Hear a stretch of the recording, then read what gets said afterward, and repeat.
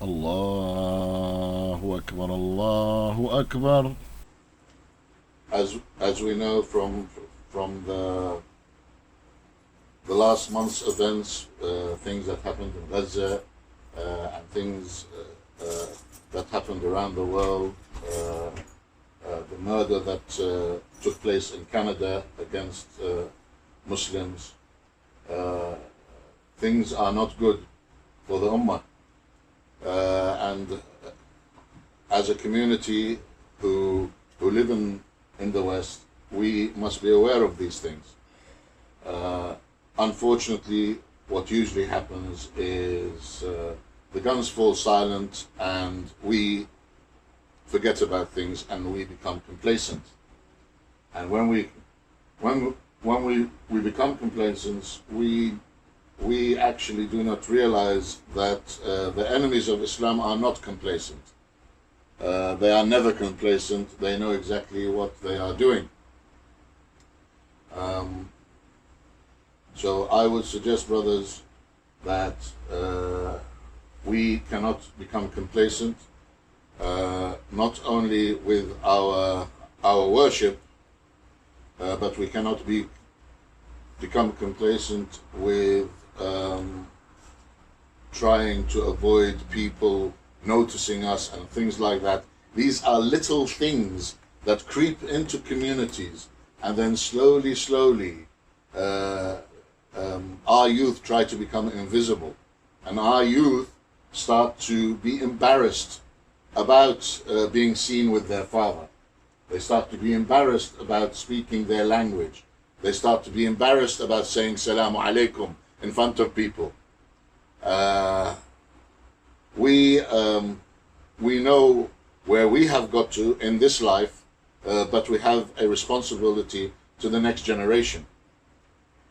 We must always make sure that the next generation is educated about Islam, and the next generation is not only educated about Islam, but has pride in Islam. We need to avoid the idea of our children being embarrassed and just leaving it.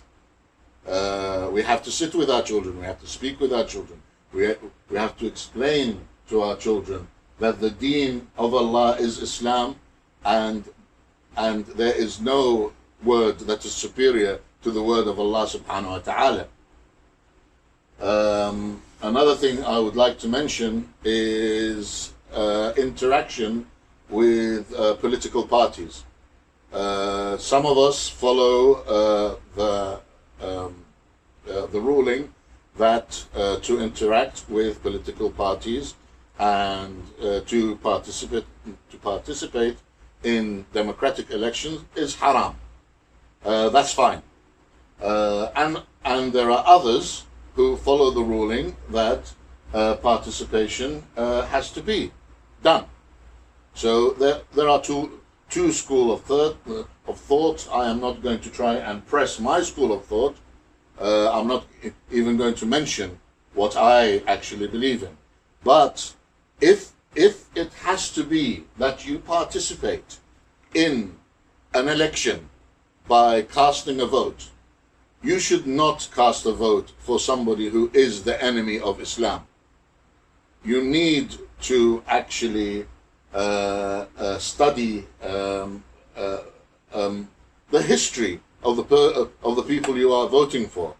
So let's not sacrifice Islam for small gains, such as a 1% of income tax, or maybe some small local benefit, right? If a politician has declared that they are the friends of Israel, it means they are the enemies of Islam. There's no two ways about it. There's no such thing as, oh, I'm a friend of Islam and a friend of Israel. It doesn't work like that. So I urge those who follow the ruling that participation in elections is permissible, I urge them to actually study the candidates. أقول قولي هذا واستغفر الله لي ولكم ولسائر المسلمين.